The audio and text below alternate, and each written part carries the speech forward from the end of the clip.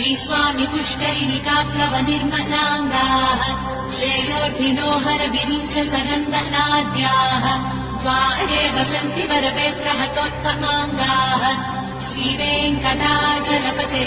तव सुप्रभातम् श्रीशेषशैलगरुडाचल वेङ्कटाद्रिनारायणाद्रिवृषभाद्रिवृषाद्रिमुख्याम् आख्याम् त्वदीयवसतेरणि सम्वदन्ति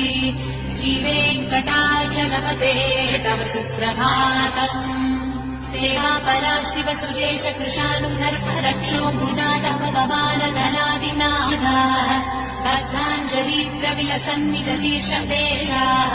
श्रीवेङ्कटाचलपते तव सुप्रभातम् आदिश्रुते विहलराज मृगाधिराज नागाधिराज गजराज हयाधिराजाः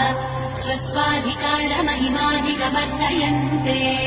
श्रीवेङ्कटाचलपते तव सुप्रभातम्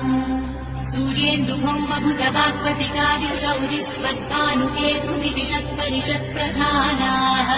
त्वत्ता सदा सचरमावधिदा सदासाः श्रीवेङ्कटाचलपते तव सुप्रभातम् तत्पादधूलिभरितस्फुरितोत्तमाङ्गाः स्वर्गापवर्गनिरपेक्ष निजान्तरङ्गाः कल्पागमाकलनयाकुलताम् लभन्ते श्रीवेङ्कटाचलपते तव सुप्रभातम् त्वद्गो पुराग्रशिखराणि निरीक्षमाणाः स्वर्गापवर्गपदवीम् परमाश्रयन्तः